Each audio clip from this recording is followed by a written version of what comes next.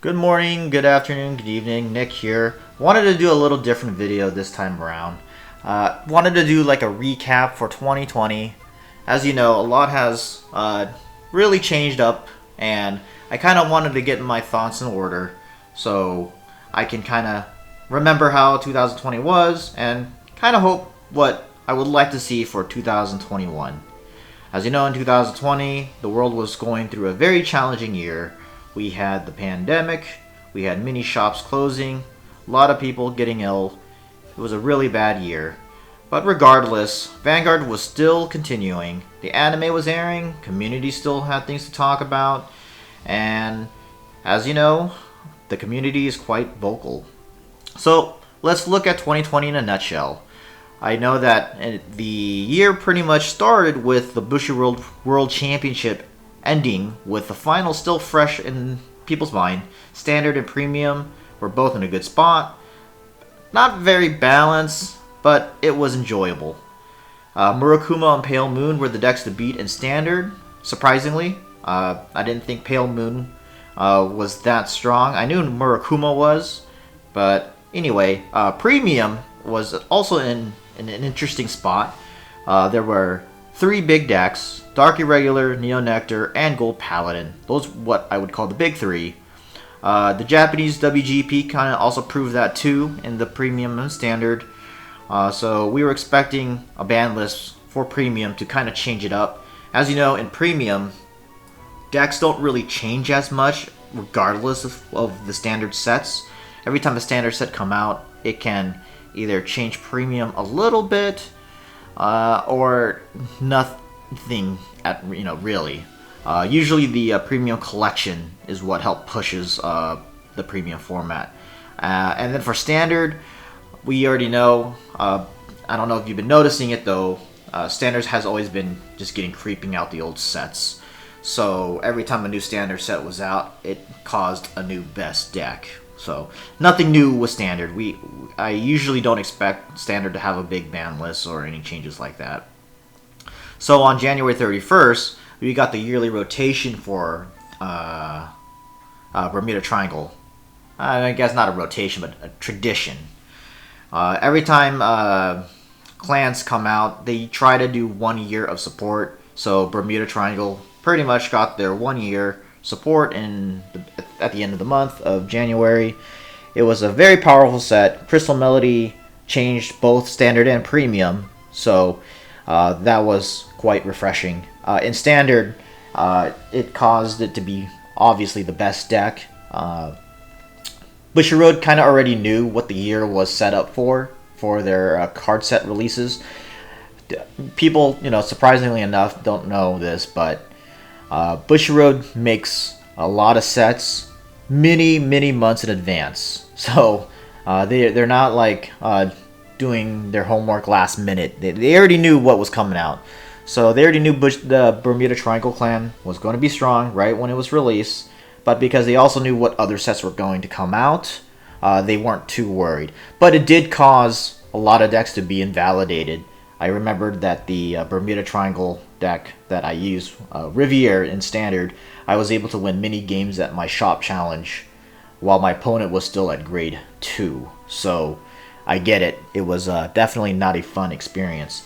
And then in Premium, the Riviere deck definitely got really good. I wouldn't say it was better than the big three, which were the Dark Irregulars, the Dark Irregulars, Gold Paladin, and what was the last one? Neo Nectar. Dark Irregular was already really strong.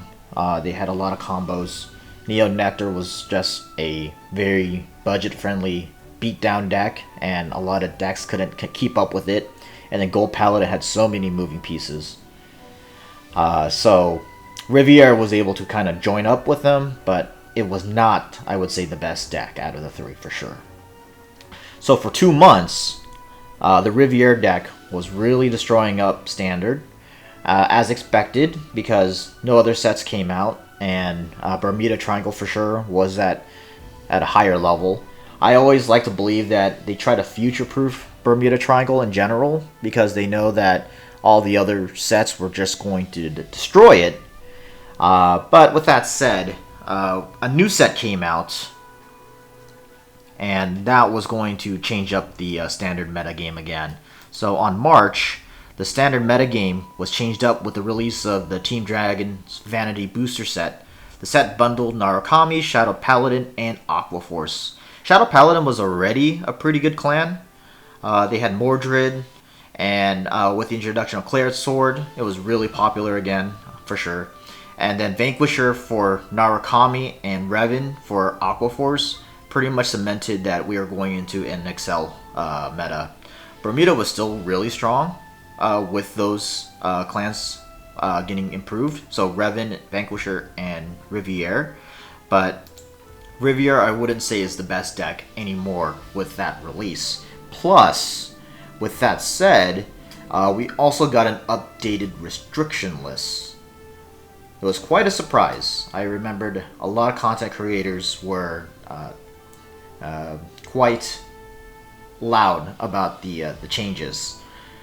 So what happened with the ban lists or restriction lists, Riviere did get an errata, so this caused both standard and premium changes. Premium Riviere didn't really change that much because you're mostly striding anyway, and you're going to combo with the other pieces. While at standard, it was literally blown away. It's no longer good. Don't know what people are saying, but once Riviere got that errata, it was just a bad deck.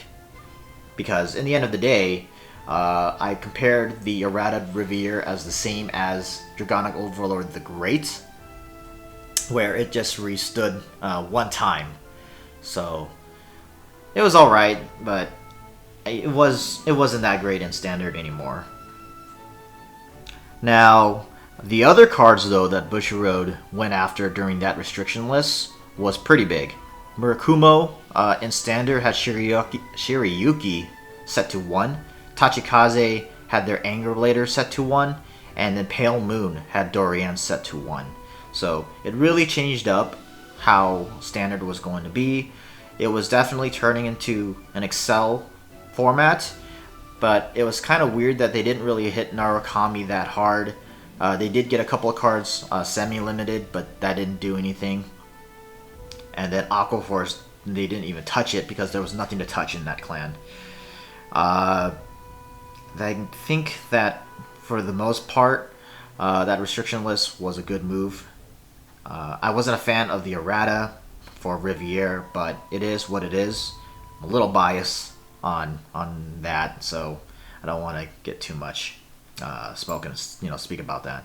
Anyway, for what happened next after that, as you know, the pandemic was in its early stages. Many businesses were starting to shut down around the world, so it was a little difficult. A lot of events at that point was canceled. There was still talks about some Springfest events, going, but unfortunately, nothing happened. All of it was canceled. In June, we got the 3 Tri-3 trial decks, which pretty much kick-started the classic old G units. I mean, Claire's Sword was brought back, so I guess technically and Vanquisher kind of restarted the old G units, but it wasn't the same, I would say. I mean, we even had Blade Master too a while back, so I still say though that the Tri-3 really kicked that off though, because they're iconic for the G series, and it also made their premium counterparts a bit more interesting with just their trial decks. And then when the booster set released for them, that also made them really good in standard and premium. Now, I wouldn't say they're the best, but it was definitely fun. Also, in May 2020, another restriction list was updated. For some context for that list, it was, I guess you can say it was an emergency list or emergency restriction, but some of it we kind of already knew. So, Dark Irregular and Grand Blue pretty much had a few cards banned because they already knew what set was coming out. Katrina was banned, which I thought was a little harsh, but it was not unexpected. Premium is a format that's really hard to change.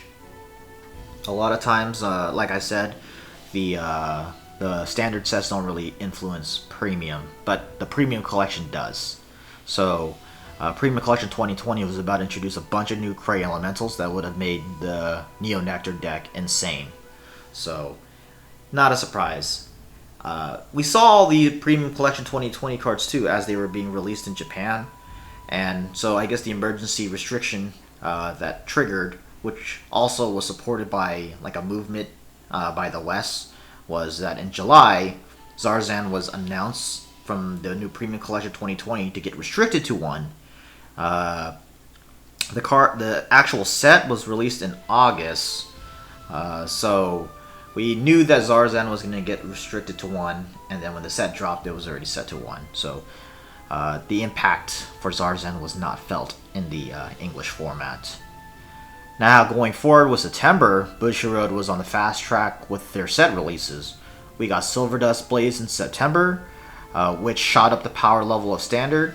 We got the Majesty Lord Blaster deck in early October, which actually should have came out sooner, but the pandemic pushed it back.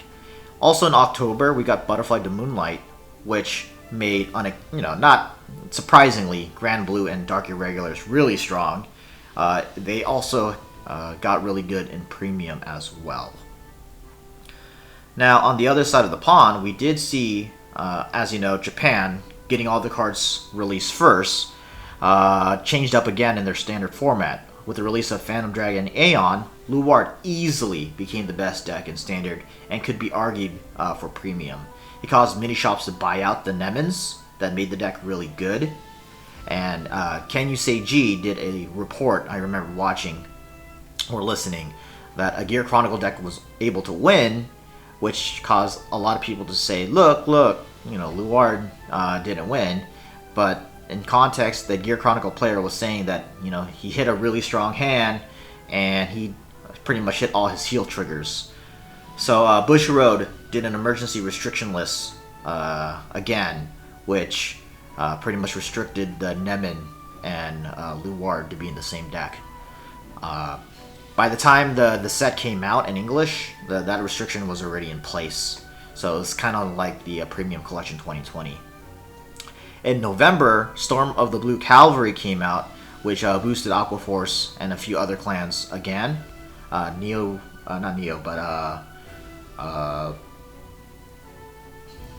Great Nature, Great Nature was in that set as well. A few others, but Blue Cavalry was definitely on the weaker side compared to the other sets that got released. It was definitely a strong set, but it didn't impact both Standard or Premium as hard.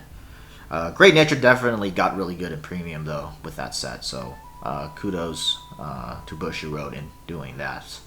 Now, the last set though to wrap up 2020 was Divine Lightning Radiance, which came out a few weeks ago, I would say, by now. That set had a huge impact for Standard and Premium.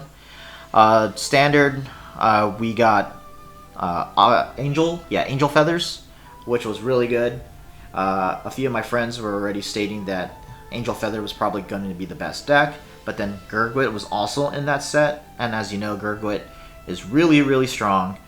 It's pretty much, at this point, the best deck in Standard, it's arguably.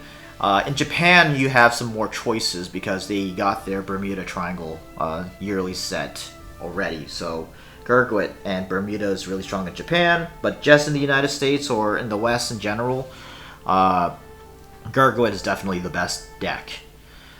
So, with that said, I do look forward to 2021. We have Overdress coming out soon. We're going to get some news in a few weeks, so I do look forward to that. Now, what do I expect for 2021? Well, I know that Overdress is going to be a thing. We got the clan selections that's coming out. That's a standard set, and most of those cards, by the looks of things, doesn't really change up Premium too much. So it's definitely a standard set. People felt like this could be a good starting point for a rotation. I don't know if there's going to be a rotation though, to be honest.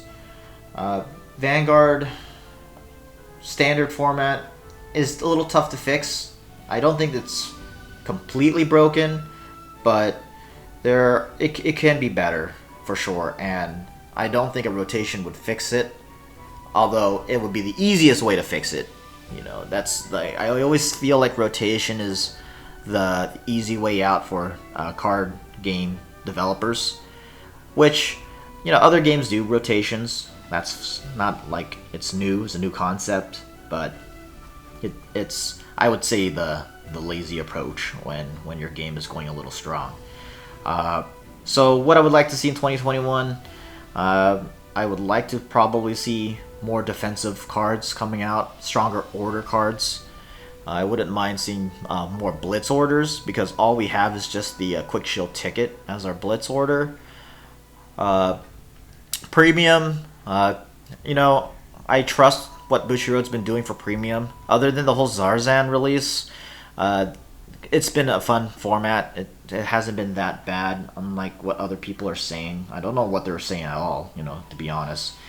Now, things that are what I hope, but I highly doubt, is probably downplaying standard a little bit. I think standard is still a very important format to get new players in the game, or to have a more simpler version of Vanguard accessible. I still think premium should be the more premier format, and that's the format that everyone should really be trying to strive to get into. Simply because you can use all your cards. You don't have that worry that rotation would ever happen. Premium is more like how I pictured Yu-Gi-Oh is with their, you know, advanced format. It's supposed to be an always evolving format. Yu-Gi-Oh has massive ban lists, restrictions, and crazy power creep, which is, I think, is fine because it changes up the game. Because the way that the standard sets has been designed, now they have been, a few cards been designed for premium in mind, but they don't push the premium format as hard. Like I said throughout the video, a lot of standard sets don't really change up premium unless it's the premium collection, and a few minor standard cards. So in Yu-Gi-Oh, every time a set drops, it does change up the meta. They do have their sets that's pretty low in power, but you know, power isn't always everything. You can't just keep creeping too hard. You have to find that balance. So I really hope that they push premium a bit harder, or this year it made a lot of people think premium more positively. I did do some remote play games, and there's quite a few people actually playing premium, so that's always good. I quite happy to see that. So hopefully they try to make standard a bit easier again. Right now, standard is definitely in a tough spot for sure. What I would also like to see is probably some kind of big remote play tournament for 2021. I don't think in-game events are going to happen for at least the first half of the year. Maybe the last half, but definitely not the first half with the whole pandemic going on. I also would like, maybe in the long run, see a unified World Championships. Right now, Vanguard has something called the Bushiroad World Championships, or the BWC. That's only for the English format, while in Japan they have the WGP. So I was kind of hoping that eventually they'll just merge the two together, where Japan has their own World Championship qualifiers. Of course, using their Japanese cards and everything like that, they don't have to use the English cards. And then when we have our World Finals, the Japanese player base can play with the Western player base. Now you're going to be saying, well, they have a bigger card pool. Well, in Yu-Gi-Oh, when they do the World Championships, the OCG and TCG does mix in that event, and what they do is that they have a different card pool allowed. So pretty much all the English exclusive cards in Yu-Gi-Oh are not usable, while all the cards not released yet in the English game is not usable for the OCG. So they can do something like that for Vanguard for sure. That shouldn't be too hard. So I think that would be pretty exciting. But 2021 does look pretty exciting. I'm very hopeful for it, and then we'll see what happens. So anyway, thanks for listening, and tell me in the comments what you guys hope for 2021, and don't forget to subscribe, like, and I'll see you in the next video.